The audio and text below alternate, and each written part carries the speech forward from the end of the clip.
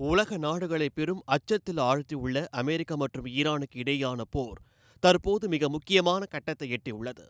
ஈரானுக்கு எதிராக அமெரிக்கா வகுத்துள்ள போர் வியூகங்கள் அனைத்தும் இன்னும் சில மாதங்களில் அல்ல, வெறும் சில வாரங்களிலேயே முழுமையாக தனது இலக்கை அடையும் என அமெரிக்க வெளியுறவுத்துறை அமைச்சர் மார்க்கோ ரூபியோ அதிரடியாக அறிவித்துள்ளார்.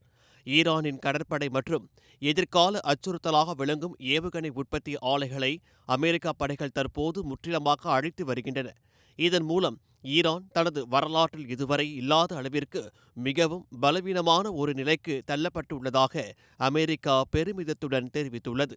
இந்த போரின் மற்றொரு முக்கிய மையமாக விளங்குவது உலக வர்த்தகத்தின் உயிர் நாடியான ஹோர்முஸ் ஜலசந்தி ஆகும்.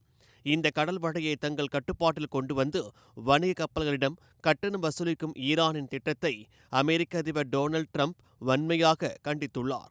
இந்த கடல் வழித்தடத்தை உடனடியாக சர்வதேச வர்த்தகத்திற்காக திறந்துவிட வேண்டும் என்றும், இல்லையென்றால் ஈரானின் ஒட்டுமொத்த மின் கட்டமைப்புகள், எண்ணெய் கிணறுகள் மற்றும் கார்க் தீவு ஆகியவை முற்றிலுமாக தரைமட்டமாக்கப்படும் என்றும் ட்ரம்ப் பகிரங்கமான இறுதி எச்சரிக்கையை விடுத்துள்ளார். உலக கச்சா எண்ணெய் விநியோகத்தில் 1/5 இந்த வழியே செல்வதால் அமெரிக்காவின் இந்த அதிரடி நிலைப்பாடு சர்வதேச சந்தையில் பெரும் பரபரப்பை ஏற்படுத்தியுள்ளது. இராணுவ தாக்குதல்கள் ஒருபுறம் தீவிரமாக நடந்தாலும் மறுபுறம் பாகிஸ்தான் நாட்டின் முன்னெடுப்பால் 2 நாடுகளுக்கும் இடையே மறைமுக அமைதி பேச்சுவார்த்தைகளும் நடைபெற்று வருகின்றன.